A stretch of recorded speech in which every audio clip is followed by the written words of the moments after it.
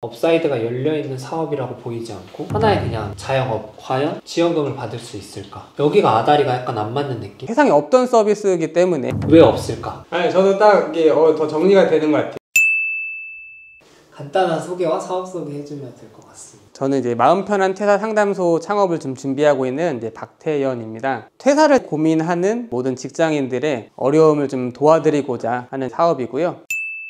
제가 이 사업을 왜 시작하게 된지부터 얘기를 좀 드리면은 8년 동안 이제 채용 당담자로 이제 근무를 하면서 많은 사람들이 퇴사에 대해서 이제 고민하고, 실제로 이제 외적 동기를 좀 먼저 말씀을 드리면은 우리나라 사회가 저는 생각할 때 이제 문턱 사회라고 해서 취업의 문턱만 넘으면 된다. 그래서 퇴사를 지금 내가 해야 될지 퇴사 타이밍을 되게 이제 고민하시는 분들도 되게 많아요. 현재 지금 조기 퇴사자는 사회적인 이슈입니다. 세계적으로 이제 대퇴사 시대라고 해서 현재 1년 미만 신입 퇴사율은 계속해서 증가를 하고 있습니다. 2023년 이제 신입사원 중 1년 미만 퇴사율이 38.2%, 그리고 대기업의 희망퇴직도 지금 증가를 하고 있는 상황입니다. 현재 지금 이직 서비스는 그 직무에 맞는 다른 직장 포지션만 소개를 해주지 어떻게 하면 이직을 잘하는지에 대해서 알려주지도 않고, 그동안 심리적으로 쌓였던 부분들이 쌓이고 쌓여서 퇴사를 하게 되다 보니까 심리적인 부분들에 대해서 케어를 좀 받을 수 있는 곳은 없습니다. 그래서 현재 퇴사에 대해서 그런 모든 이제 고민들을 좀 제가 이제 전문적으로 좀 도와드리고자 마음 편한 퇴사 상담소는 이제 심리적으로는 그동안 쌓였던 부분들도 해결을 하고, 외적으로도 커리어 패스 설계라든지 여러 가지 부분들을 이제 같이 두 가지를 도와드리는 게 이제 주요 서비스입니다. 그래서 이런 아이디어를 23년부터 이제 고민을 했었고요. 인터뷰도 하고 설문조사도 하고 이러면서 정말 이 서비스가 시장에서 상품성이 있을까 고민을 했고요. 그래서 이제 7월부터 이제 11월까지 파일럿 프로그램을 이제 돌렸습니다. 1:1 퇴사 상담을 하면서 심리적인 안정이나 경력 관리 이런 것들을 제시를 하게 됐고, 긍정적인 이제 피드백을 받아서 창업 아이템으로서 개발을 하게 됐습니다. 개발 목적은 퇴사를 고민하는 직장인들의 이제 심리적인 안정과 이제 커리어 패스 설계, 그리고 경력 관리 지원, 이 세 가지가 주요 핵심 서비스라고 보실 수가 있습니다. 그래서 차별화 전략이라면은 상담을 먼저 진행을 합니다. 그 다음에 진단을 한 후에 그분에 맞게끔 맞춤형으로 설계를 하고, 이직을 하시고도 이제 경력 관리가 제대로 되실 수 있게, 심리적인 안정이 되실 수 있게 지원을 해드리고 있습니다. 현재는 지금까지 세상에 없던 서비스이기 때문에 차별성이 있다고 생각을 하고, 그래서 누구보다도 퇴사를 고민하는 MZ 이제 신입 사원들, 그분들에 맞춘 상담으로서 해서 점진적으로 진행을 하려고 계획을 하고 있습니다. 어떤 사업을 하시려는지는 확인을 했습니다.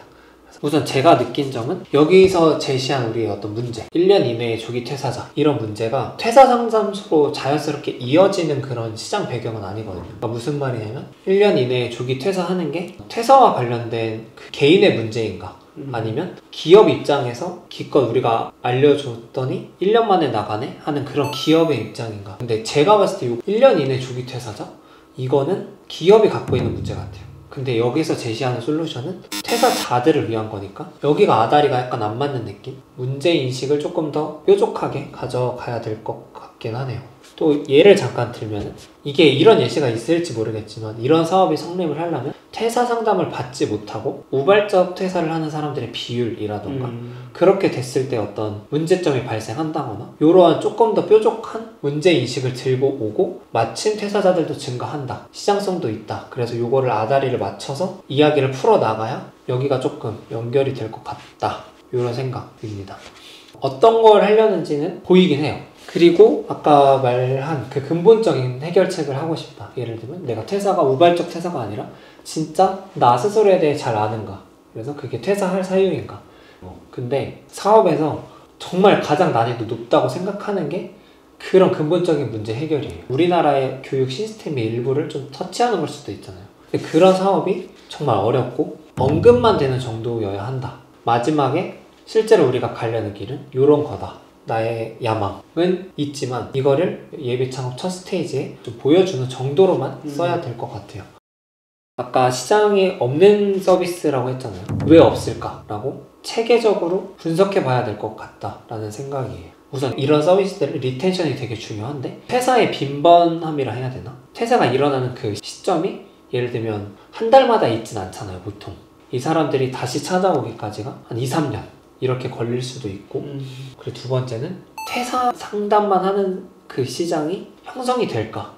라는 의문이 사실 가장 드는 것 같아요. 이거는 근데 결국 의문이 드는 사람들한테 이 창업자가 야, 내 말 맞지? 하고 증명하는 게 사실 가장 멋있는 일이지만 그냥 잘 모르는 사람의 시선에서 봤을 때 이게 엄청나게 필요할까? 이런 생각이 좀 드는 것 같아요. 조금 더 스케일이 크거나 아니면 누구나 좀 이용할 수 있게 하거나 그런 전환이 필요하면 좋을 것 같고, 이렇게 풀어나가는 솔루션에 상담이 있어요. 상담. 이게 상당히 아날로그적일 수 있다. 그러니까 즉 우리는 다 디지털화를 해나가는 시대에서 어느 세월에 한 명 한 명 상담하냐. 근데 차별점 자체가 그 사람에게 맞춤이니까 결국 상담을 해야 되고, 내담자들은 그래도 인간적인 교류와 그런 상담을 원할 거기 때문에 AI나 이런 자동응답으로 대체하기는 어려워 보이고, 그렇기 때문에 한계도 보이고, 그래서 스케일업에 대한 포인트가 보이지 않고 업사이드가 열려있는 사업이라고 보이지 않고 하나의 그냥 자영업으로 보이는 거죠. 그렇게 됐을 때 과연 지원금을 받을 수 있을까는 봐야겠죠. 이왕이면 더 스케일업이 가능한 아이디어한테 돌아갈 것 같거든요. 아니면 진짜 내가 오은영 박사님처럼 엄청 브랜드 가치가 있어서 엄청난 인지도가 있거나 이런 게 있어야 성립이 가능한 사업인 것 같아요. 저도 이제 이 수익 모델을 이제 생각했을 때 나중에 사업이 이제 더 커지면은 그때는 이제 제가 이제 1대1 상담을 할 수는 없어서, 고민이 수익 모델이잖아요. 결국 이 수익 모델은 진짜 단순해요. 그냥 상담, 비용 받기. 사실 수익 모델은 단순해도 되죠. 내가 A를 팔아서 돈을 번다. 다만 이제 더 넘어가서 그 수익 모델을 포함한 비즈니스 모델이 있느냐잖아요. 근데 지금 비즈니스 모델이 없는 거죠. 왜냐면 내가 A를 파는 주체자니까. 그러니까 결국 나의 비즈니스에 누구를 참여시킬 수 있느냐, 이게 사실 보여줘야 되는 거고, 지금 형태로는 없기 때문에 미래형 비즈니스 모델을 만들어야겠죠. 지금은 1대1인데 2단계 스테이지에서는 기업이 낀다. 그래서 사실 내가 어떤 단계별로 사업을 할지를 미리 생각하는 게 좋은 것 같아요.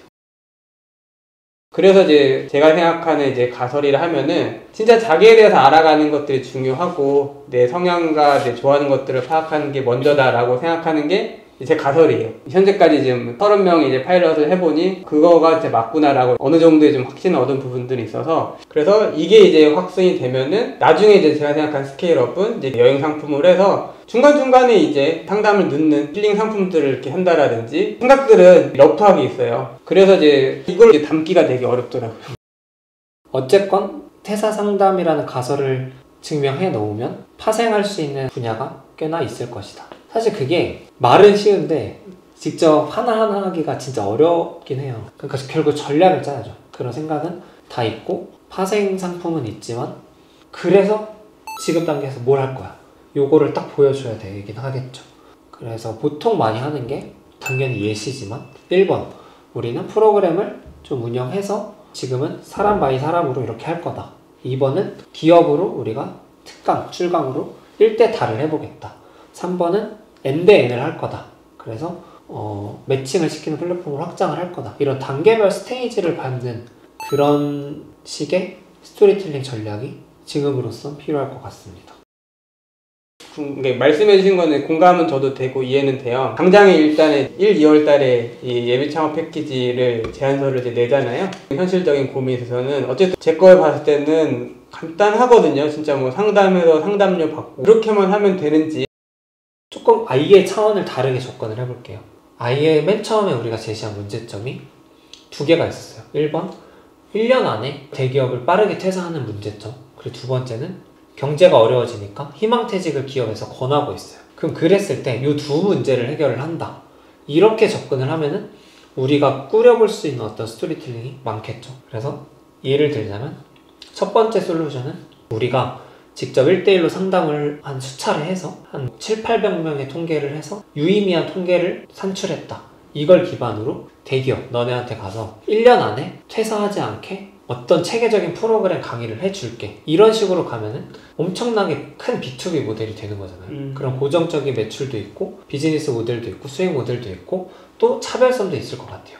그래서 우리가 보여줄 때 1년 퇴사율이 기존에는 A 기업이 60%였다면 우리의 프로그램을 선택한 이후로 40%로 줄었다. 이런 식으로 풀 수 있을 거고, 두 번째는 반대로 퇴사를 시켜야 되잖아. 좀 중장년층에게 퇴사를 시켜야 되는데 이 사람들이 쉽게 안 나가네. 그러면 우리 프로그램을 통해서 쉽게 나갈 수 있게 해줄게. 그 예를 들면 내가 기업에서 이 사람을 퇴직시키기 위해 한 사람당 한 2억씩 줘야 돼. 근데 우리의 프로그램을 통해서 얘가 조금 더 마음이 풀어져서 이 강제적인 퇴사가 아니라 조금 잦은 퇴사나 어떤 더 좋은 퇴사를 할 수 있으면 그 비용을 5천만 원을 1인당 아껴줄 수 있다 하면은 기업 입장에서 완전 땡큐죠. 그러니까 그런 식으로 그런 사람의 본질적인 측면을 우리가 건드려서 퇴사를 종용할 수도 있고 막을 수도 있고 뭐 이런 거겠죠 사실. 그러니까 이런 식으로 좀 움직여서 프로그램인데 엄청나게 큰 차별점이 있는 프로그램을 제시를 해준다. 이 정도로 이제 크게 움직이는 게 제 생각에는 더 이 수익 모델, 비즈니스 모델 측면에는 좋을 것 같다라는 생각이 들어요. 그러니까 다시 원점으로 돌아와서 문제인식부터 풀어보자면 그렇게 보여집니다. 예비 창업 패키지는 1년 안에 뭔가가 나와야 되잖아요. 그러면 이제 아까 얘기한 그런 B2B 기업 그 부분까지는 1년 안에 이런 거를 하기가 어려운데 그럼 그런 내용도 담나요? 근데 예비 창업 패키지에 쓸 때 이걸 이제 어느 선까지 써야 되나, 그 다음에 어쨌든 예비 창업 패키지를 해서 뭔가를 성과를 내고 그 다음에 또 지원 사업들이 또 계속 있잖아요. 그래서 더 나는 이제 이렇게 더 이런 확장해 나가겠다 이렇게 쓰면은 괜찮은지. 그렇게 물어보신다면 답은 맞죠. 예스고, 그래서 지금 예비 창업 패키지 준비 단계에서 유의미한 데이터, 숫자가 중요할 것 같아요. 매출보다는 뭐 그런 서비스들 있잖아요. 소셜링 서비스를 통해서 N명을 만났고 만족도는 얼마고 뭐 어떻다 이런 것들 증명할 수 있어야겠죠. 증명해서 이렇고 지금 단계에서는 단순 수익 모델밖에 없다. 하지만 우리가 뒤에 그걸 기반으로 어떤 프로그램을 만들 거고 이렇게 납품을 할 것이다. 이렇게 보여지면 될 것 같아요. 지금 제가 처음에 들었을 때 느껴지는 기대 효과는 퇴사 상담사 받은 사람들의 만족도였거든요. 근데 지금 얘기를 하다 보면 그걸 바탕으로 우리가 프로그램을 통해 기업의 퇴사에 필요한 비용을 절감시킨다. 뭐 이런 식으로 간다면 충분히 말이 되죠. 그래서 우리가 예비 창업 패키지의 어떤 아웃풋 목표 정도를 그렇게 스토리텔링을 하면은 좋을 것 같아요. 제가 이 사업을 들었을 때 가장 의문이었던 게 결국 시장성 그리고 기대 효과였거든요. 근데 그런 식으로 접근을 한다면 거대한 기업의 그 비용을 줄여줄 수 있다. 이거는 저는 큰 메리트인 것 같아요. 다만 그게 어렵겠죠. 사람 마음을 잘 달래야 되니까. 그래서 마음이 완화진 상태에서 퇴사를 시켰더니 5천만 원 덜 줘도 되네? 이런 걸 증명할 수 있다면 어떤 기업이 안 쓸까요? 하다 보니 근데 이게 될지 모르겠어요. 법적으로 실제로 뭐 2억 줘야 될 수 있잖아요. 근데 그거를 프로그램에서 1억 5천만 준다. 사실 뭐 이럴 수는 없잖아요, 법적으로. 근데 위로금 명목이면 그걸 줄일 수는 있지 않을까.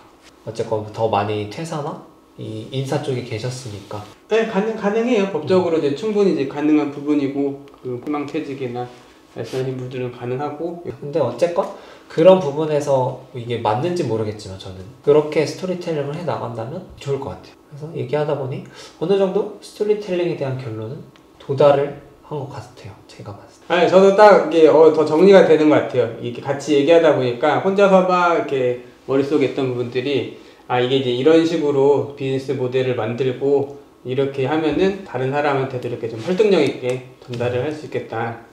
그렇게 하니까 좀 해결이 되는 것 같아요. 오, 좋습니다. 네, 감사합니다. 그러면 인사를 할까요? 오늘 이렇게 컨설팅 콘텐츠에 참여해주신 우리 태연님께 감사드리며 마무리하도록 하겠습니다.